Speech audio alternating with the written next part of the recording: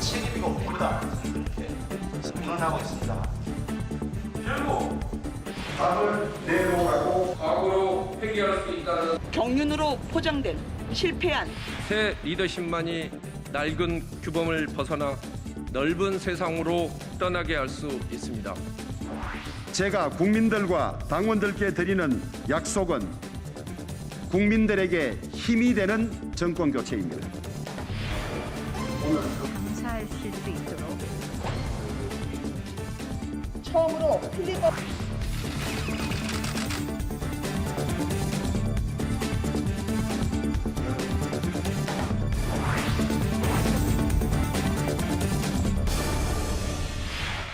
국민의힘 전당대회를 앞두고 차기 당권 주자들이 하나둘 당대표 출마를 공식화하고 있습니다.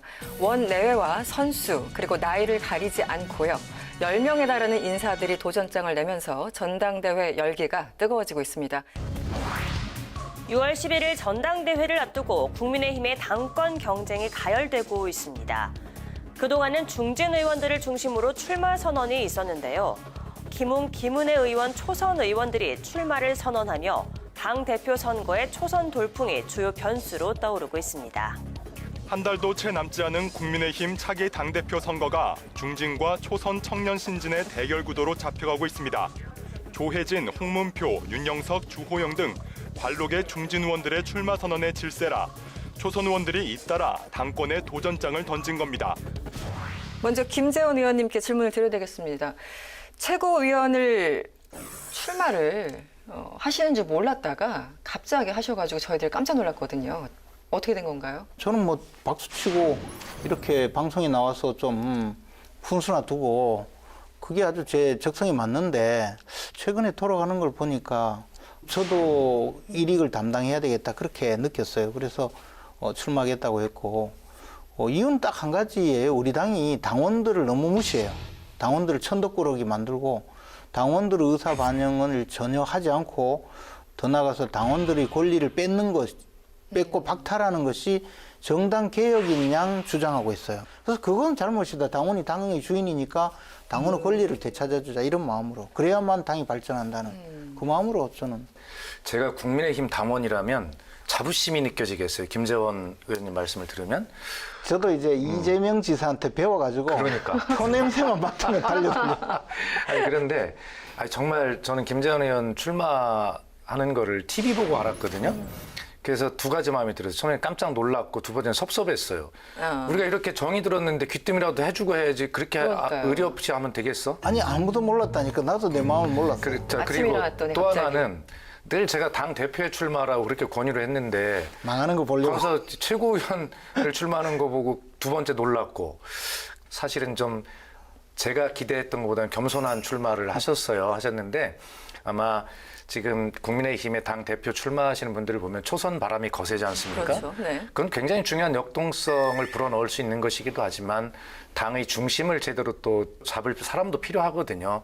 그런 측면에서 보면 우리 김재원 의원이 사실은 선당 후사의 마음으로 최고위원 출마를 하시는 것을 진심으로 축하드리고 수석 합격은 따놨다 이렇게 생각합니다. 저는 의원님께서 이 최고위원회 이제 도전장을 내밀었을 때 첫 느낌이 내가 이제 장관은 안 하고 후배들한테 좀 주고 왕차관 할 거야. 약간 좀 이런 거 아닌가요? 그게 더 무섭잖아요. 그 위치가. 근데 이제 왕차관은 까막서로 가는데. 또 네, 역할 다 하고 또 어디든가 가시더라고요. 네. 저는 까막서 가는 게 제일 무서워요. 알겠습니다. 그런데 그 일부 보도에 따르면 최고위원, 그러니까 다들 너무 당대표에 집중하다 보니까 최고위원 후보자들이 생각보다 별로 없다 이런 기사를 봤거든요. 실제 어떻습니까? 이제 많은 분들이 지금 대기하고 있는데 곧 출마 선언 러시가 일어날 것 같아요. 네. 우리 당은 사실 그동안에 여성들이 당 지도부에 들어가지 못하는 경향이 있어서 최고위원 4명을 선출하면서도 4명 중에 여성이 포함되지 않으면 한 분은 네. 최고회의에 반드시 여성을 포함시켰는데 이번에는 제가 제안을 했어요. 여성이 너무 많으니까 남자는 꼭 하나만 넣어달라고. 역으로. 그런데 제가 조금 전에 말씀드린 것처럼 또 당대표는 거의 춘추전국 시대다. 일단 그 민주당 입장에서 보시기에는 어떻습니까? 이 흐름에 대해서. 정말 초선 바람이 거세고 지금 지도부의 새로운 바람, 변화가 지금 예상이 되는데 정말 잘 되기를 바라요. 그래야 민주당도 긴장하고 그런 변화로 이끌려 갈 것 같거든요. 지금까지는 좋은 것 같은데 포지셔닝이 아주 그 신구위 뭐 대결이 아니라 전 조화라고 이야기해드리고 싶어요. 신구위 조화로 포지셔닝이 잘 됐다. 민주당 전당대회보다. 다만 이것이 너무 좀 많이 막 이렇게 되다 보면 무질서해 보이고 자칫 이 초선의 바람, 역동성 이런 것들이 희화화될 수 있는 가능성도 있거든요. 네. 그래서 김재원 의원이 출마를 하셔서 당의 중심을 잘 잡아가지고 변화의 시작을 좀 해주기를 바랍니다. 네. 그 과거 우리가 전당대회에서 당대표 선거든 뭐 최고위원 선거든 그럴 때 물론 이제 뭐 상대를 공격한 경우가 없진 않았어요.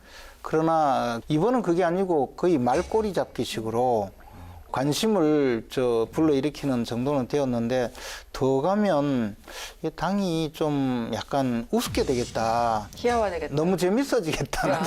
그러니까 재미가 지나치면 네. 저는 803이 803 에베레스트. 그게 그렇게 803에 올라가기가 쉬운가 어려운가 그 논쟁이 될 때 803도 가봤는데 뭐 생각하니까 맞아요. 803까지는 그 공군부대가 있어 그냥 차 타고도 올라갈 수 있어요. 네. 지금 주호영 전 원내대표와 이준석 전 최고위원 간의 공방 말씀하시는 거죠. 네. 근데 이제 그런 논쟁이 좀 계속 가면 이제 당 전체가 망하는 수가 있어요. 그러니까 홍준표 의원님과 김웅 의원이 논쟁은 아니지 사실 말꼬리 잡기를 하는 거 보면 재미가 있으면서도 자칫 이거 또 넣으면 품격도 떨어지고 좀 희화화될 텐데 이건 정당 정치 변화가 아니라 이거 폭망하는 길로 가는 거 아니야 하는 걱정이 들었는데 하여튼 저는 이번 그 국민의힘의 변화가 한국 정치를 좀 변화시키는 그러한 어떤 출발이 되기를 바라고 그 중심을 흔들리지 않게 김재원 의원이 잘 잡았으면 좋겠어요. 진심으로. 고맙습니다. 네. 기본적으로 지금 이제 초선 당 대표론 얘기가 나오고 있고요. 예전에는 사실 중진 의원들이 주로 당 대표 출마 선언을 했었는데 어쨌든 흐름이 좀 바뀌고 있는 건 사실입니다. 실제 경선 해봐야 되겠지만 그리고 김종인 전 위원장도 초선 당 대표론에 뭔가 좀 힘을 실어준 듯한 발언을 했었고 이런 현상이나 이런 분위기는 어떻게 보고 계십니까? 초선 당 대표로 나온 분 중에 보면 이제 김웅 의원, 네. 그다음에 김은혜 의원, 그리고 영선 중진. 예, 이준석 전 최고위원, 네. 뭐 그런 분들인데 이분들 사실 뭐 두고 여러 가지 또 걱정 어린 이야기도 분명히 있어요. 근데 제가 돌이켜 보면 저도 39살에 처음 국회의원 시작했거든요. 네, 30대. 그리고 네네. 김웅 의원 같은 경우는 벌써 50대예요. 그렇죠. 네. 그러니까 뭐 경험이나 모든 것이 저는 자격을 갖췄다고 생각해요. 그리고 이제 그런 역동성 때문에 지금 당이 주목을 받는 거지 만약에 그렇지 않으면 오히려 주목을 받지 못할 수도 있고 한편 그것이 이제 지금까지 침체된 분위기였던 것을 일소해주는 그런 계기가 되고 있어요. 근데 이제 걱정스러운 것은 앞에도 말씀드렸다시피 이게 이제 패기, 그다음에 쇄신 노력, 그리고 미래에 대한 비전 이런 것을 보여주는 선거가 되어야 되는데 구태 이런 식으로 몰아붙이기를 시작하면 그것은 당원들이나 일반 국민의 지지를 좀 받지 못할 가능성이 있어요. 그래서 그분들도 조금 슬기롭게 좀 상대를 하면 좋지 않을까 하는 생각은 있어요. 근데 저는 그분들 때문에 우리 당이 지금 아주 활기를 되찾고 있다고 그렇게 믿고 있어요. 집중도는 높아지는. 아까 제가 표현할 때 국민의힘의 지금 현상을 신구의 대결이 아니라 신구의 조화라고 표현을 해드렸는데 민주당에서도 이렇게 조화라고 표현을 해주는데 정작 국민의힘 내부에서는 지금 김재원 의원 말씀하신 대로 그게 신구의 뭐 대결, 분열 이렇게 가면 사실은 이 시작된 변화가 안 하니만 못한 결과로 갈 수가 있고 저는 이준석 전 최고위원이 일반 여론조사를 하면 지금 1위를 하고 있는 결과가 지금 나오기 시작했잖아요. 그런데 본선 진출자를 컷오프 해가지고 이준석 최고가 일반 여론조사에서 1등을 하지만 그 4명에 못 들어간다든가 네네. 아니면 본선에 나가긴 했는데 아예 뭐 3, 4등을 해가지고 일반 여론조사와는 굉장히 다른 결과를 귀차게 된다면 이것은 그야말로 찻잔 속의 미풍 이렇게 끝나면서 네. 이 변화의 바람이 꺾였다라고 이렇게 언론의 보도 관점이 잡힐 거 아니겠어요? 그랬을 때는 이 역동성이 결과에 따라서는 자칫 관리가 잘못되면 그런 어떤 부메랑이 되어서 네. 오히려 약점이 될 수도 있겠다라는 생각을 해봤어요, 제가.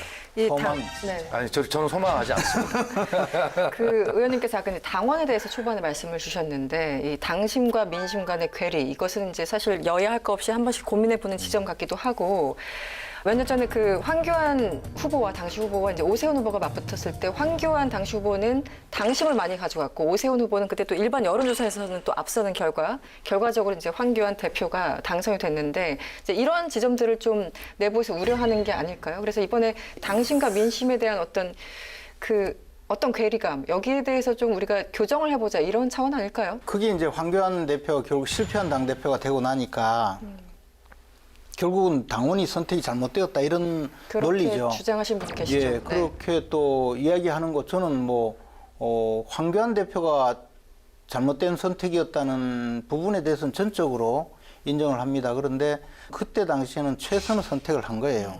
왜냐하면 그때 당시에는 탄핵 이후에 분당하고 하는 여러 가지 과정을 거쳤기 때문에 그때 당원들이 갖고 있던 어떤 응집력은 또 있었거든요. 지금 당심과 민심이 괴리된다. 그러므로 민심을 따라가야 되니까 당심은 반영하지 말아야 된다. 이런 논리로 가면 당원이 필요 없잖아요.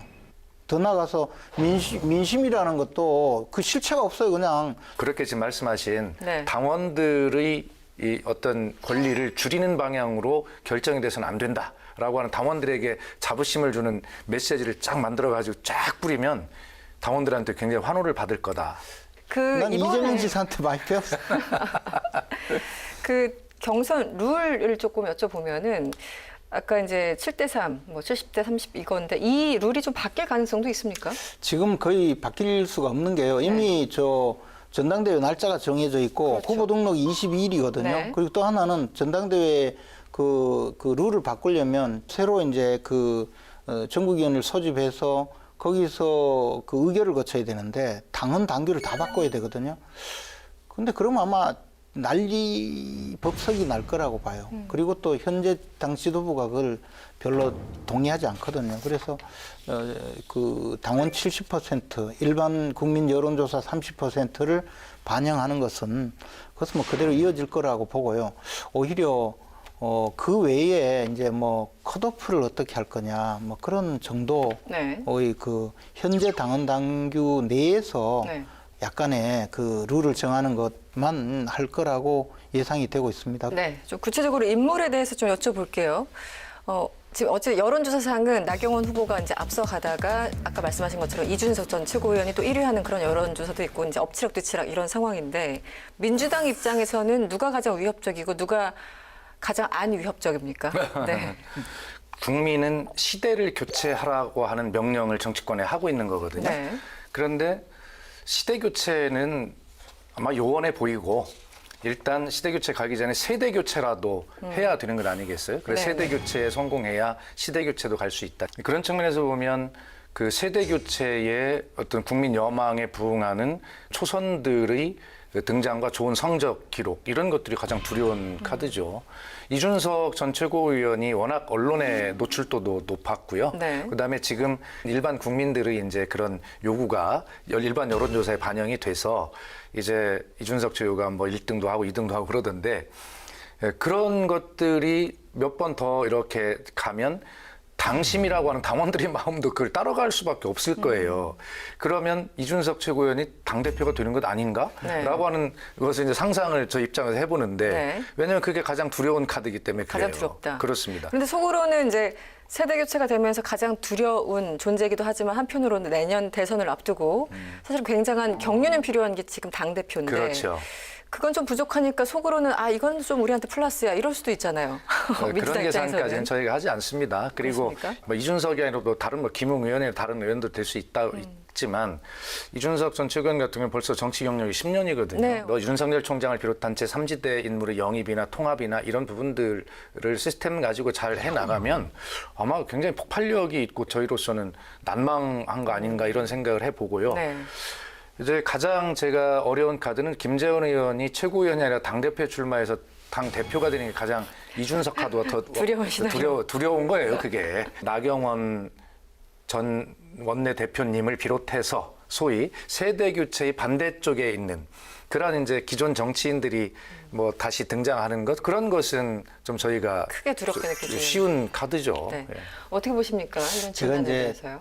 우리 박수현 의원님 늘 좋아하는 게 정말 진실하고 또 통찰력도 있고 또 사실 정치 전체 무대 자체를 그 굉장히 애정을 갖고 말씀을 하시고 그러니까 참 존경하는데 오늘 비로소 알았습니다. 우리 당의 문제에 대해서는 정말 겉다르고 속다른 제가? 말씀을 하셨구나. 아, 그렇습니까? 그러니까 정반대로 이야기해요.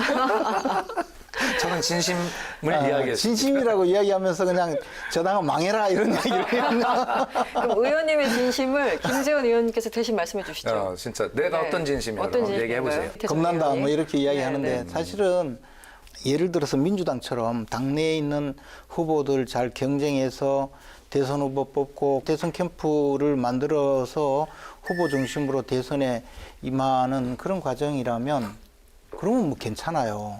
당에서는 그 뭐 안정적으로 정말 관리만 잘 하면 되거든요. 메시지 관리 잘하고. 근데 우리 당은 사실 당 내의 이른바 대선 주자들이 만약에 경쟁해서 대선 후보를 뽑고 그분들이 당의 대선 주자로서 본선에 나갔을 때 당선 가능성이 있다고 생각하는 사람이 대한민국에 아마 하나도 없을 거예요. 본인들은 생각하겠죠. 그래도 뭐. 그런 상황이기 때문에 일단 차기 당 지도부가 우선 홍준표 전 대표를 받아들일지 말지 네. 또 안철수 국민의당 대표와 어떻게 합당 절차를 어떻게 해야 될지 그리고 또 당 밖에 있는 윤석열 전 총장 이 문제를 전부 이끌어가기 위해서 과거에는 우리가 해보지 않는 그런 네, 이 전임 미답의 어떤 이 통합의 정치를 향해 나가야 되는데 저는 그러기 위해서는 당 지도부가 굉장히 중심을 잡고 앞으로 나가야 된다고 생각해요. 초선이든 영선이든 또는 뭐 5선, 6선의 그런 관록이 있는 그런 분이든 과연 제대로 전략을 세우고 당을 이끌고 갈 지도력이 있느냐. 전략가. 초선의 참신한 인물이긴 한데 그런 면에서 좀 걱정스럽죠. 왜냐하면 그런 역할을 진짜 할 수 있을까? 지금 나와 있는 중진 의원들은 과거에 정치적인 이력이나 궤적이 있잖아요. 그래서 그분이 앞으로 어떻게 할 것인지에 대한 나름대로의 신뢰도 있고 또 약간의 걱정도 있지만 아예 모르는 분들이 만약에 당 지도부에 들어왔을 때 당이 굉장히 좀 위험에 처할 가능성도 혼란스러울 수 있다고 있다. 봐요. 네. 그런 면 때문에 저는 당에 뭐 신진과 중진이 고루 그 당 지도부에 포함되는 것이 맞다고 봐요. 네. 김재원 의원은 신진입니까 중진입니까?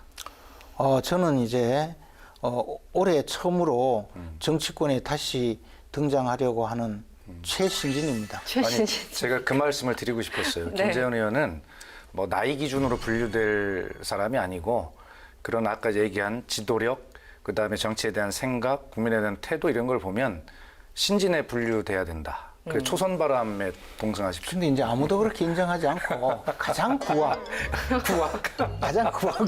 뭐 그러니까 씁쓸한 표정을 지금 짓고 계세요. 김재원 본인이 의원님. 스스로 그렇게 이야기하면 어떻게 해요? 아니 가장 구악으로 분류를 하더라고요. 아니지. 그렇습니까? 하여튼 누가요? 민주당으로서는 가장 두려운 것이 그런 초선의 등장도 두렵지만 김재원 의원 같은 전략가가 지도부에 들어가는 것이 또 함께 두려운 카드입니다. 네. 또 하나 질문은 이제 오늘 전제를 계속 깔고 겉다르고 속다른 것 같아요. 계속 동의할 수 없다 이렇게. 나경원 의원 굉장히 고민이 깊었는데 참전을 하는 분위기입니다. 예, 네. 예. 어떻게 보십니까? 고민이 깊을 수밖에 없죠. 제가 지난번에 우리 토론에서 뭐라고 했냐면 5일장에서 장사를 하는 상인은 비가 오나 눈이 오나 뭐 바람이 불거나 뭐가 있나 그 점포를 열어야 되거든요. 그렇죠. 예. 네. 그리고 같은 물건을 팔아야 돼요. 그래야 저 사람 하면 고추 장사 이렇게 되지 고추 팔았다 호박 팔았다 그러면 정체성을 몰라. 그래서 정치인은 때가 되면 선거라고 하는 장이 벌어지면 출마를 해야 된다 이렇게 얘기를 하는데 이 나경원 의원이 고민이 깊은 것이 뭐냐면 네. 기회는 더 없을 것 같아요. 고추 장사하다가 호박 장사 또 하냐라고 이렇게 비난을 초래한다 하더라도 아마 출마를 해야지라고 하는 그 갈등들이 굉장히 결정을 하기가 시간이 많이 필요했고 갈등이 있었을 거라 생각을 합니다. 그러나 나경원 전 원내대표의 정치 역정과 앞으로 일정을 생각해 보면 아마 이번 지도부에 들어가는 것 이 선거가 어떻게 보면 개인적으로는 거의 마지막 선거가 될 수도 있다. 마지막 선거다. 그래서 결단을 한 것 같다 이렇게 봅니다. 저는. 네. 저는 나경원 전 대표가 반드시 선거에 이번 전당대회에 나와야 된다고 개인적으로도 그렇게 이야기하던 사람이에요. 왜냐하면 네. 초선이나 또는 젊은 세대에서 도전을 하고 있지만 그러나 그 주호영 원내대표와 또 경쟁을 할 수 있는 유일한 지금 당내 중진은 또 나경원 전 대표거든요. 그리고 어쨌든 이른바 여론조사에서 1위를 하고 있잖아요. 여론조사 1위 후보가 당내의 경선이나 당의 축제에 나타나지 않는다면 그건 다른 이유가 있어야 돼요. 근데 지금 다른 이유도 없고 네. 개인적으로 출마하는 것 자체가 당에 헌신하는 길이라고 생각해요. 그 자체가. 네, 그리고 나경원 전 대표가 어쨌든 지금 세대 교체 뭐 그런 면에서도 사실 아직 50대의 중진이고 또 그 당의 어떤 위기 상황에서 잘 이끌었다고 생각해요. 그리고 앞으로도 당의 이미지를 좋게 만드는데도 네. 일정 부분 기여할 수 있고 네. 대선에서 나경원 전 대표가 정치력을 발휘할 수 있다면 개인적으로도 앞으로 정치적으로 성장하는데도 네. 큰 보탬이 되리라고 생각해요. 알겠습니다. 제가 아껴놓은 두 가지 질문이 있습니다. 딱 한 번씩만 질문을 드릴게요. 네. 바로 홍준표 무소속 의원입니다. 네. 지난 13일 서울시당에서는 위원회를 열어서 일단 복당에 만장일치를 했는데 지도부는 그랬나? 약간 침묵을 지키는 그런 상황이에요. 홍준표 전 대표의 복당이 민주당 입장에서는 어떻습니까? 복당을 한다면 아주 좋은 카드죠. 아주 좋은 저희 입장에서는. 상황이다. 그래서 네. 복당을 하실 뿐만 아니라 홍준표 의원께서 대선 후보가 되는 상황. 거기까지. 드디어 이번에는 이번에는 진심이에요. 진심만 얘기한다. 그러니까 이번에는 진심을 이야기. 네, 계속 그런 말씀 상황이 주시죠. 된다면 민주당은 너무 좋겠다. 그리고 홍준표 의원이 복당을 하시잖아요. 네. 그러면 윤석열 총장 입당을 적극적으로 막을 겁니다. 네, 그 역학이 있더라고요. 왜냐하면 홍준표 의원께서는 반드시 자기가 출마를 해야 되기 때문에 대선 후보가 되어서 네. 그 아마 본인도 본능적으로 아는 것이 그런 어떤 제3지대와의 통합 또 입당 이런 문제들에 홍준표 의원이 굉장히 후보가 걸림돌이라고 생각을 할 거라는 걸 본인도 알 거라고 생각을 해요. 네. 그러니까 빨리 복당을 서두르는 거죠. 새 지도부가 들어서기 전에. 네, 네. 예.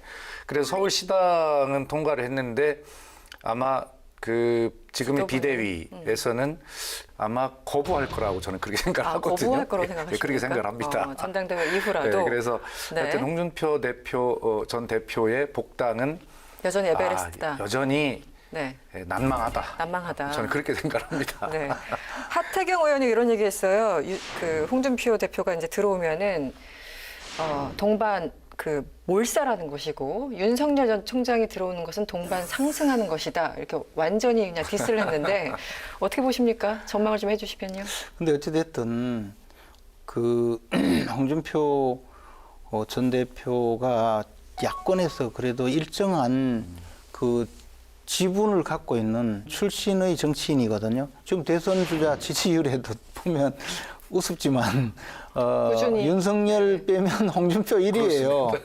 그러니까 저는 저 당에 홍준표 대표가 입당하면 안 된다고 주장하는 많은 분들은 홍준표 대표가 당에 들어와서 대선 후보가 되지 않을까. 그렇게 대선 후보가 되면 홍준표 대표의 성격상 야권 단일 후보고 뭐고 나는 끝까지 간다고 감당이 안 된다라는 전망 때문에. 할 거기 때문에 그게 예상이 되죠. 그래서 그걸 막기 위한 것 아니냐라는 생각이에요. 윤석열 총장이 들어오면 상승인데 홍준표 대표가 들어와서 자기가 그 아랫목을 차지하고 들어놓아 버리면 당의 그 앞날에 네. 큰 장애 요인이 된다 이렇게 주장하는 거죠. 그런데 저는 민주적 정당에서 그것도 당원들이 이 판단을 해줘야 되지. 그걸 저분이 대통령 후보가 될 수가 있으니까 못 들어오게 해야 된다라는 그런 주장에는 별로 동의하지 않아요. 참 이게 계륵 같은 상황이 된 자체가 계륵. 우스운 거죠. 네, 상황이 대통령 그러네요. 후보를 했고 대표를 했던 분을 복당을 안 받는다? 그것도 자기 부정 아닙니까? 네. 예. 홍준표 대표의 입당을 막는 규정이 뭐냐면 우리 당에서 공천을 못 받아서 쉽게 말해서 출마하기 위해서 탈당하는 경우는 5년간 복당 제한 규정이 있어요. 네네. 근데 그걸 적용해서 입당을 막으려면 앞에 권성동 의원, 그렇죠. 다른 김태호 의원은 그렇죠. 똑같은 규정이어야 되는데 이미 복당을 받았거든요. 그렇죠. 네네. 그러면 이게 이제 형평성 문제도 있고 또 하나는 그때 지난번 공천이 과연 제대로 된 공천이었느냐. 당원들 의지나 당의 어떤 그동안의 그 룰과는 전혀 상관없이 심지어는 당헌 당규에도 위배되게 그렇게 공천을 자행했기 때문에 우리 김재원 의원님의 한 맺힌 증언을 듣고 계시는. 네. 저는 뭐 증언. 한 맺힌 건 아니고 저는 뭐 제 팔자련이 생각이기 때문에 그러나 잘못된 것은 잘못되었다고 생각을 하죠. 당헌 당규의 정신에 따라서 공천을 했다면 이런 그 어떤 진통도 겪지 않아도 돼요. 네. 물론 저 개인적으로 홍준표 전 대표가 당에 입당했을 때 벌일 여러 가지 그 기행에 대해서는 걱정이 없는 건 아니에요. 네. 걱정은 하지만 막을 수는 없다. 네. 근데 굉장히 재밌지 않아요? 근데 이게 너무 재밌기 때문에 문제예요. 그렇기 때문에 매번 홍준표 의원님께서 큰 웃음을 주십니다. 그것이 걱정인 거는 틀림없는데 그러나 그걸 핑계로 막을 수는 없다는 거죠. 알겠습니다. 사실 이제 윤석열 총장 입장에서는 홍준표 의원이 그 당 안에 지금 들어와 있는가, 안 들어와 있는가, 그것이 본인이 이제 뭔가 그 입당하는 데 있어서 큰 변수일 수도 있고 작은 변수일 수도 있고 여러 가지 이제 고민이 들 것 같아요. 그런데 한편으로는 어쨌든 지금 많은 그 당대표에 이제 나가겠다고 하는 후보들이 누군가는 나는 꼭 윤석열 데려올 거야. 소위 말하는 윤석열 마케팅을 하시는 분이 있는가 하면 또 어떤 분들은 일단 우리가 자강해야지. 이렇게 좀 약간 갈리는 분위기예요. 여기에 대해서 어떻게 보십니까? 윤석열 마케팅? 아이고 참 궁색하다 이런 생각이 궁색하다. 들죠. 예. 네. 그런데 주호영 전 원내대표님이나 김웅 의원이나 그 윤석열 전 총장과 인연을 주장하시는 분 중에 그 인연이 밥 먹은 인연은 없더라고. 적어도 밥이 밥은 좀 중요한데. 먹을 정도 돼야 네, 인연을 네. 강조를 하는데 아니, 차태하던 KTX 같이 타고 뭐 이런 건데 그런 인연은 주로 우리가 동네 이제 동호 회장이나 그다음에 친목계 회장을 뽑을 때 그런 인연이 이제 하는 건데 네. 제일 야당의 당대표 주자들이 후보들이. 이런 인연을 가지고 얘기하는 궁색해 보인다 이런 생각이 들고 윤석열 총장의 선택은 이렇게 될 겁니다. 자기가 국민의힘에 입당을 했을 때 지금 현재 가지고 있는 국민적 지지에서 보태질까 빠질까 보태지기를 바라는 거 아니겠어요? 그렇죠. 시너지가? 네. 예. 그런데 변화하지 않는 국민의힘에 들어가면 빠지겠죠. 그래서 지금 윤석열 총장은 국민의힘이 자기를 담을 만한 새 그릇으로 변화하고 있는지를 아마 지켜볼 것이고 제가 윤석열 총장으로 빙의를 해보면 네. 아 이준석 대라 이러고 있지 않을까. 속으로? 아, 그러면. 네. 그래야 자기가 국민의힘에 딱 입당하면 그릇도 새 그릇이 돼서 시너지도 나고 자기가 들어가서 당 대표 뭐 호락호락하지는 않겠지만 네. 어쨌든 자기가 발언권이. 당을 딱 장악하는 데 굉장히 도움이 되지 않을까. 네. 뭐 윤석열 총장은 그런 관점에서 지금 바라보고. 시기를 기다리고 있다 이렇게 보여집니다. 네. 아니 근데 이제 방금 말씀하신 뭐 여러 가지 인연 말씀하셨는데 당대표 경선에 나온 한 후보는 자신의 승용차로 몇 번 태워줬다 이런 주장을 하잖아요. 저는 거꾸로 윤석열 총장이 제공한 차를 한번 탈 뻔했어요. 그렇습니까? 탔어야지. 탈뻔인가요? 그게 타면 안 되는 차인데 나한테 징역 5년 벌금 10억 원 구형을 해서 만약에 무죄 판결을 못 받았으면 교도소로 까막소 가는 호송차를 탈 뻔했죠. 아, 그런 인연. 윤석열 그때 서울지검장이었기 때문에 네네. 윤석열 검사장이 제공하는 호송차를 탈 뻔한 인연이 제가 있습니다. 아, 이 자막이 딱 나갈 것 같습니다. 네. 호송차 그림과 호송차 함께. 그림과 함께. 그러면 우리 김재원 의원은 저 악연이네요, 윤석열 악연. 총장 입당 최고위원이 될 텐데 윤석열 총장 입당하면 껄끄럽겠는데. 아니 근데 제가 그런 개인적인 어떤 좀 과거의 기억, 뭐 아픈 기억을 내세우기에는 지금 굉장히 상황이 중하다는 거죠. 야권 단일 후보의 결정 과정에 윤석열 전 총장과 함께하지 않는다면 집권은 불가능하다고 봐요. 정권 교체를 위해서 나의 모든 것을 다 인내하고 참을 수 있다. 훌륭한 자세입니다. 아니 그리고 지금 뭐 개인적으로 이미 다 지나간 옛날 기억 뭐 해봤자 그게 무슨 의미가 있으며 네. 더 나아가서 그거보다는 훨씬 큰 가치가 있다는 거죠. 네. 지금 윤석열 총장에 대해서 뭐 여러 가지 뭐 사과를 해라는 분도 있고 뭐 많은 분들이 있죠. 근데 저는 그렇게 조건을 달고 윤석열 총장에게 요구를 할 만큼 우리가 과연 그렇게 한가한 때냐? 그렇지 않다. 네. 심지어 저를 뭐 공격하는 분들도 정말 많은데 제가 가서 설득하고 싶어요. 그리고 대인배의 면모. 예, 네. 예. 아니 대인은 문제가 아니고 저는 단지 이제 현실적인 이야기를 하는 거죠.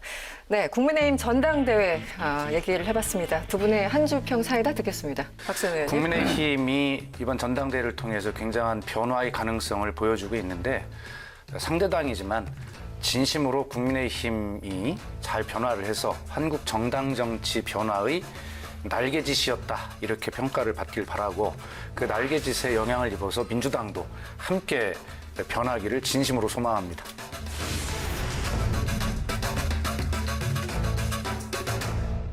변화하는 것을 원하시는 그 진심은 정말 제가 읽을 수가 있습니다. 모든 당이 좀 변해야 되거든요. 앞으로 전당대회 과정을 보면서 많은 인재들이 등장했기 때문에 틀림없이 대선 국면에서도 지금 그 대표 경선에 나왔던 분들이 또 나올 걸로 예상이 되기 때문에 인재 풍년이다. 그래서 인재 풍년 대박이다.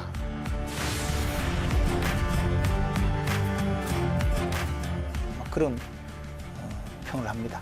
네, 오늘의 빅데이터 알아보겠습니다. 글로벌 빅데이터 연구소는 5월 9일부터 15일까지 일주일간 12개 채널 22만 개 이상의 사이트를 대상으로 국민의힘과 전당대회를 주제로 빅데이터를 조사, 분석했습니다. 일주일 동안의 총 정보량은 국민의힘 6만 1000여 건, 전당대회 7,100여 건입니다. 국민의힘의 급상승 연관어 1위는 홍준표입니다. 무소속 홍준표 의원이 지난 14일 기자회견을 열고 국민의힘 복당 신청의 당위성을 설명하면서 막말과 도로한국당을 문제 삼는 일부 복당 반대 의견을 비판했습니다. 그리고 무소속의 한계를 절실히 느꼈다. 복당에서 대한민국을 정상화하는 데 앞장서겠다라고 덧붙였는데요. 일주일 동안 이어진 홍 의원의 복당 논란으로 국민의힘 급상승 연관어 1위는 홍준표, 2위는 무소속이 차지했습니다. 3위는 출마 선언입니다. 국민의힘 당대표 선거에 출마 선언을 했거나 출마 의사를 밝힌 후보는 10여 명 안팎입니다. 5선의 주호영, 조경태 의원, 4선의 홍문표, 3선의 조혜진, 윤영석, 초선의 김웅, 김은혜, 원외에 있는 신상진 전 의원, 나경원 전 의원, 이준석 전 최고위원 등이 잇따라 출마를 선언하거나 출마 선언할 예정이라는 기사 등이 많이 나오면서 출마 선언이 3위를 기록했습니다. 4위는 국회의장, 5위는 박병석인데요. 지난 13일 박병석 국회의장이 김부겸 국무총리 후보자에 대한 임명동의안을 본회의에 직권 상정하자 국민의힘 의원들이 강하게 반발했고 표결에 불참하면서 연관어로 집계됐습니다. 다음은 전당대회 관련 급상승 연관어입니다. 1위는 이준석입니다. 이준석 전 최고위원은 국회의원 당선 경력이 없어서 이른바 영선 중진으로 불리는데요. 이준석 전 최고위원은 국민의힘 차기 당대표 지지도 여론조사에서 나경원 전 의원에 이어 2위를 기록했고 주호영 전 원내대표와 당권 도전을 둘러싼 설전을 벌이면서 화제의 중심에 섰습니다. 2위 출사표와 5위 공식 선언은 국민의힘 관련 연관어와 중복되는 단어들인데요. 당권 경쟁 주자들이 출사표를 내고 출마를 공식 선언하면서 많이 언급된 것으로 보입니다. 3위는 김은혜입니다. 초선인 김은혜 의원도 당권에 출사표를 냈는데요. 김은혜 의원뿐 아니라 초선 김웅 의원도 출마 선언을 했고 윤희숙 의원도 당권에 도전할 것으로 알려졌습니다. 이렇게 국민의힘 당권 경쟁이 세대 교체 경쟁으로 흐르는 양상을 보이면서 관련 분석 기사들이 나왔고 김은혜라는 단어가 많이 등장했습니다. 4위 미래통합당은 복당을 선언한 홍준표 의원이 지난 21대 총선을 앞두고 국민의힘의 전신인 미래통합당 공천에서 탈락하면서 당을 떠났기 때문에 언급된 것으로 풀이됩니다. 공수처의 1호 사건은 여러 의미로 주목을 받고 있는데요. 지난 10일 공수처는 조희연 교육감의 해직교사 특채 의혹 사건에 대해서 공제 1호 사건 번호를 부여했다고 밝혔습니다. 고위공직자 범죄수사처가 출범한 지 넉 달 만에 첫 번째 수사에 착수했습니다. 첫 수사 대상은 판검사가 될 것이란 예상과 달리 조희연 서울시 교육감의 해직교사 특별채용 의혹입니다. 윤수환 기자입니다. 고위공직자 범죄수사처가 첫 사건 번호 2021 공제 1호 번호를 붙인 사건은 조희연 서울교육감의 불법 채용 의혹입니다. 지난 1월 공수처가 공식 출범한 지 넉 달째이자 검사와 수사관들을 임용하며 수사 진용을 갖춘 지 3주 만입니다. 그런데 공수처 1호 사건 워낙 사람들이 많은 관심을 기울였던 부분이기도 한데 조금 뜬금없다 이런 반응이 사실 있었어요. 네. 여러 가지 사건이 많은데도 불구하고 왜 조희연 교육감 사건이냐라는 어떤 지적이 있었는데 어떻게 보였습니까? 그러니까 뭐 저희들 입장에서는 저 개인적으로도 네. 황당해도 너무 황당한 결정을 한 거죠. 네. 지금 이제 공수처에 접수된 사건이 대략 한 1,040건 정도 된다고 하거든요. 그중에 3분의 2가 판검사와 관련된 내용이고 더 분류해 보면 400건이 검찰 관련이라고 해요. 그리고 공수처가 기소권을 갖는 게 대법원장, 대법관 판사, 검찰총장 검사, 3급 이상의 경찰 공무원 네네. 이렇게 되잖아요. 그러면 이 기소권을 이렇게 준 이유는 공수처가 해야 될 일이 뭐라는 걸 상징적으로 보여주잖아요. 물론 교육감 문제가 이게 뭐 그분이 고위공직자가 아니라는 것이 아니라 정치적으로 민감하게 보일 수 있는 부담이 되는 것을 피해간 꼼수다 이렇게 보고 네. 또 자기들이 이 교육감 문제, 특별채용 문제를 수사를 했어요. 근데 기소권도 없단 말이야. 기소권도 없는 걸 뭐하러 가서 1호로 가서 했을까? 또 경찰에서 이미 조사했어. 그렇죠. 예. 감사원에서 조사하고. 그러니까. 이제 그래서 정말 황당한 결정이다 이런 생각이 들고 네. 또 하나는 아무리 좋게 생각해 보려고 해도 수사력이 지금 검사 13명밖에 없으니까 수사할 여건이 안 되는 거예요. 다른 거는. 그래서 이제 이런 걸 쉬운 걸 하지 않았을까 이런 생각도 많이 해보는데 하여튼 결론은 황당하다 이런 생각이고요. 네. 또 하나는 이 특별 채용이라고 하는 것이 법령에 근거가 있고 과거의 교육감들, 서울시 교육감들이 모두 20건이 훨씬 넘는 그런 특별 채용을 다 했는데 네. 근데 그분이 해준 게 전부 다 뭐냐면 그 민주화 운동 관련 특별 채용이에요. 전교조하고. 네, 네. 그리고 지금 현재 17개 다른 시도교육청에도 전북 관계 법령에 따라서 그런 해직교사들에 대한 특별 채용을 이미 다 했고 특히 전교조 관련 해직교사는 1,500명 정도를 다 특별 채용을 한 거예요. 다만 감사원의 감사 결과 그 어떤 절차에 문제가 있었다 그러면 그 경찰이 수사하면 되는 거지 그걸 공수처에서 할 일입니까? 이게 이제 공수처가 출범할 때 네. 이미 예견된 일이었거든요. 뭐냐 하면 이게 이제 권력자들 사건은 공수처가 맡아서 마사지를 잘해서 무혐의 처리해주고 반대편 그러니까 뭐 야당 이런 쪽은 뭐 죄가 있든 없든 그냥 그 죄를 뒤집어 씌워서 그냥 재판에 넘길 거다라고 제가 수없이 이야기했죠. 바로 이런 건이거든요. 공수처장이 수사를 해본 적이 없잖아요. 수사 경험이 있는 분이 거의 없어요. 그러면 수사라는 것은 어떻게 보면 조그마한 단서에서 출발해서 증거를 끝까지 찾아내어서 국가형벌권을 실현하기 위해서 그 수사 대상자의 죄상을 드러내는 활동이거든요. 근데 지금 공수처는 어떻게 돼 있나 하면 구성원 자체가 가지고 온 증거를 놓고 판단하려고 해요. 다 있는 증거를 놓고 이게 죄가 있는지 없는지 판단하겠다는 게 기본 자세예요. 존재해서는 안 될 기관이 지금 등장했기 때문에 벌어지고 있는 코미디예요. 그런데 이번에 보니까 드디어 한 건이 온 게 조희연 교육감 사건이에요. 그것은 감사원에서도 조사했고 경찰에서도 조사했고 그 자기들이 해서 1호 사건을 거창하게 한번 폼 잡으려고 했는데 좀 보여주고 있는 저 무능하고 네. 우스꽝스러운 작태가 여당에서도 비난하고 야당에서도 비난하는 꼴이 돼버린 거죠. 근데 관점을 좀 달리하는 게 태어나야 할 기관이 태어났는데 와서 해야 할 일을 안 하는 거죠. 사실 이 서울시 교육청 교사 특별 채용 이 문제는 인권위에서도 이미 이 문제는 교육감의 재량이다라고 인권위에서도 이미 결론을 낸 것이고 다 기억하실 거예요. 우리 문재인 정부 들어와서 오랫동안 그 속을 썩어왔던 ILO의 핵심 협약 비준이라고 하는 게 됐잖아요. 그렇기 때문에 공무원과 교사의 정치 활동을 허용하는 쪽으로 이 국내 제도 법을 바꿔야 되는데 이걸 개선해야 될 문제를 앞에 놓고 이거를 가지고 가서 다시 뭐를 수사를 한다는 게 정말 웃긴 얘기죠. 네.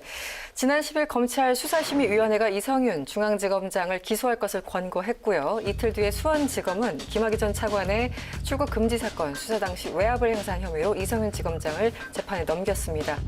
김학의 전 법무차관 불법 출국 금지 의혹 수사에 외압을 행사했다는 혐의를 받는 이성윤 서울중앙지검장이 재판에 넘겨졌습니다. 수원지검은 오늘 이 지검장을 직권남용 혐의로 불구속 기소했습니다. 이성윤 지검장은 수사 외압 등 불법 행위를 한 사실이 결코 없는데 결국 기소에 이르게 돼 매우 안타깝다며 재판에서 진실을 밝히겠다고 입장을 냈습니다. 이 지검장은 대검 반부패 강력부장으로 재직하던 2019년 6월 수원지검 안양지청에 외압을 행사해 김 전 차관에 대한 불법 출국 금지 의혹을 수사하지 못하게 한 혐의를 받고 있습니다. 사실 이제 헌정사상 처음으로 현직 중앙지검장이 재판에 넘겨진 건데 어떻게 보였습니까? 이성윤 중앙지검장을 비롯해서 소위 이제 김학의 불법 출금과 관련한 그 여러 가지 외압 라인에 있는 이런 분들이 이제 기소가 돼서 재판을 받는데 본인들이 이제 재판장에 가서 여러 가지 이제 무죄 주장도 하고 하겠죠. 그러나 그런 어떤 아무리 명분이 있는 일이라 하더라도 어떤 절차적인 어떤 실정법 위반이 있었다면 그건 그거대로 처벌을 받아야죠. 저는 그렇게 생각을 합니다. 다만 이제 국민적인 법감정은 이 사건에 대해서 이분들을 유죄라고 생각하지는 않을 것 같아요. 왜 검찰이 김학의 사건이라고 하는 이 본질을 다루던 문제와 그것과 관련된 이 불법 출금이나 외압의 문제를 다루는 시각이 왜 이렇게 다른가? 이성윤 중앙지검장은 자신이 기소가 돼서 처벌을 받더라도 그런 어떤 것들을 국민에게 알릴 수 있는 그러면서 검찰 개혁이 왜 필요한가라고 하는 것들을 알리는 그런 역할을 한 거라고 생각하고 이성윤 중앙지검장이나 그 외압을 행사했던 그런 사람들이 만약에 그날 김학의를 그런 절차적 문제 때문에 출국하도록 못 잡고 놓쳤다라고 했을 때는 국민의 법정에서 이미 큰 유죄를 받았을 겁니다. 그렇기 때문에 그 입장을 다 이해를 해요. 그러나 이 민주주의 원리를 지켜나가는 것도 굉장히 중요하다. 그래서 저는 실정법을 위반한 부분이 있다면 그 부분에 대해서는 그 부분만큼 처벌을 받는 것이 맞다 이렇게 생각합니다. 어떻게 보였습니까? 이게 외압인지 아닌지 그것도 하나의 또 쟁점인 것이고 이성윤 지검장이 검찰이 이제 주장하듯이 유죄라면 똑같이 전화를 했던 윤대진 당시 국장은 또 어떻게 되는 것인가 여러 가지 좀 논점들이 다양한 것 같습니다. 의원님 보시기엔 어떻습니까? 윤대진 당시 검찰국장이 자기가 실질적으로 수사를 하고 있는 것을 막았다면 같이 처벌받아야죠. 저는 지금 자꾸 김학의라는 그 사람을 때려잡는데 조금 불법이 있다고 뭘 그걸 가지고 그러느냐. 김학의를 감싸려고 한 검사들이 잘못된 거 아니냐. 이런 식의 논리로 끌고 가거든요. 그분을 두둔할 생각은 추호도 없어요. 죄가 있으면 처벌받고 특히 공직자로서 정말 잘못된 일을 저질렀다고 저는 느끼고 있기 때문에 크게 처벌받아야 된다고 생각해요. 근데 그것과는 별도로 도주하려고 한 것도 문제가 있다면 막아야 된다고 생각해요. 다만 그것도 법적인 어떤 절차에 따라서 해야죠. 무법천지를 만들면 안 되거든요. 그리고 그런 지시를 하고 그 과정에 부하 내동하고 또 거기에서 영향력을 행사했다면 당연히 처벌받아야 되고 그 처벌을 받는 것이 그 법질서에 맞아요. 이성윤 지검장의 이 공소장이 이제 유출이 되면서 거기 이제 그 사실 000 땡땡땡 표시해야 될 사람들의 이름이 그냥 등장하고 여러 가지 이 유출 과정 그리고 내용 여러 가지 이제 문제를 지적하는 분들이 많습니다. 박범계 장관이 이 유출이 어떻게 된 건가 감찰 지시한 상황인데요. 이 상황은 어떻게 보십니까?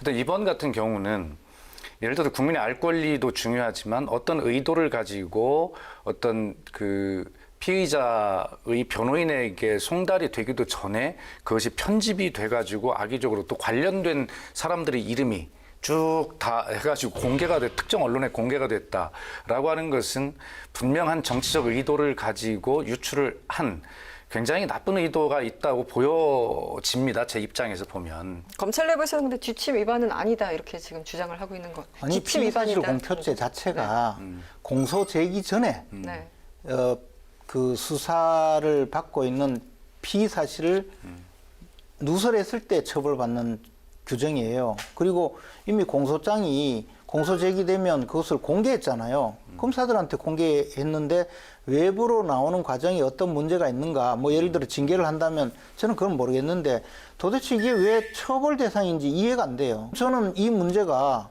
조국 전 장관의 이름이 들어가지 않았으면 이렇게 호들갑을 떨까 그런 생각이 들어요. 적어도 제가 말씀드리는 것은 내용이 어쨌든지 간에 법원에서 검사가 공표해서 읽기 전에 가서 본인에게도 송달되기 전에 편집이 돼서 의도적으로 나가는 것은 정치적 의도가 분명히 있어서 그 부분은 분명하게 잘못됐다는 뭐 그걸 얘기죠. 가지고 뭐 잘못됐으니까 징계하고 저는 다 좋아요. 뭐 징계하는 것도 이제 앞으로 못하게 하는 좋은 방향이라고 생각해요. 나는 단지 거기에 조국이 안 들어갔으면 그렇게 호들갑 떨었겠어요. 지금 수없이 그렇게 해와놓고. 거기에 조국이 들어있으니까 그렇게 의도적으로 그리고 흘렸겠지. 그 내용에 보면요. 왜 조국을 공개했느냐는 내용이에요. 이야기 자체가 지금. 조국을 공개했느냐가 아니라 왜 거기에 본인들의 어떤 공소가 아닌 관련자인데 왜 그렇게 호들갑을 떨며 특정 언론이 왜 공개를 했냐라고 하는 거죠. 김부겸 국무총리를 비롯해서요. 임혜수 그리고 노형욱 장관의 인준한 임명 강행으로 지금 전국이 얼어붙고 있습니다. 하지만 청문 전국이 끝난 게 아닙니다. 김호수 검찰총장 후보자 인사청문회가 이제 예정돼 있는데요. 지금 법사위원장 그 자리 가지고 뭔가 또 이렇게 계속 딜이 오고 가는 듯한 지금까지의 상황을 어떻게 평가하십니까? 아니 그러니까 이게 무슨 저 마트도 아니고 1+1 하듯이 이렇게 하면 되겠는가 하는 생각이고 더구나 그걸 국무총리하고 연계를 했어요. 국무총리 후보자에게는 별다른 문제가 없는데 이것과 그걸 연계시키고 이제 그 앵커 말씀하신 대로 넘어서 이제 김호수 검찰총장까지 이제 가장 높은 산이 이제 남아 있는 것인데 야당이 아마 한 명을 낙마시키고 3명을 부적격으로 하면서 그 파헤쳐서 국민에게 알 권리를 제공한 것은 야당이 점수를 얻었다고 생각해요. 그러나 국무총리와 김호수 검찰총장까지 이것을 연계해가지고 투쟁하는 것은 야당이 거기서 얻었던 점수를 잃을 부분이다. 저는 그렇게 생각하고 김재원 의원이 빨리 최고위원이 돼가지고 이 문제를 좀 잘 정리를 하시기 바랍니다. 네, 의원님 어떻게 평가하십니까? 박준영 후보자는 정말 그분은 낙마가 아니고 범죄자이기 때문에 당연히 배제가 된 것이고 나머지 둘은 정말 꼭 배제를 했어야 되는데 대통령이 오기를 부려서 그냥 임명한 것뿐이고 김호수 후보자는요 사실은 엄청난 문제가 많아요. 역대 검찰총장 중에서 이렇게 그 자격 미달자가 검찰총장 이름에 오른 적이 있는가? 여기 뭐 정관 예우니 무슨 정치적 중립성 이런 건 다 떠나서 그냥 이분은 함량 미달이에요. 그러니까 국회에서 잘 알아서 할 거라고 보고 저는 야당이 무슨 이야기해도 이분을 임명하지 않을 리가 없잖아요. 그렇겠죠. 왜냐하면 겁나는 게 너무 많은가 봐, 이 정권은. 우리 편이 검찰총장이 아니면 다 교도소 갈 사람들만 있나 봐요. 그러니까 임명하겠죠. 그래서 저는 그냥 그렇게 되리라고 보고 별로 이분이 낙마할 가능성은 없다고 봐요. 아니 그러니까 그거를 좀 김재원 의원께서 지도부에 말씀하셔가지고 너무 그렇게 점수일을 전략하지 말고 어차피 할 거. 아니 김호수 총장은 국민들로부터도 앞으로 지탄받을 가능성이 많기 때문에 뭐 충분히 사전에 반대를 해주는 게 오히려 득이 된다. 아, 야당이 왜 저렇게 이야기했는지 드디어 알았다 이렇게 되죠. 좀 나중에. 지나면. 네. 좋습니다. 네, 여기서 마무리하겠습니다. 김지현 의원님, 박수현 의원님 오늘 고맙습니다. 5월 임시국회에서는 손실보상법 처리, 부동산 세제 개편 등 국민의 삶과 직결된 문제가 논의될 예정입니다. 여야는 21일 본회의 개최를 합의했는데요. 국민들은 100마디 말보다는 실행된 정책을 가지고 국회를 평가할 겁니다. 민심을 얻는 제대로 된 경쟁을 보여줬으면 좋겠습니다. 정치톡톡 사이다 다음 이 시간에 뵙겠습니다.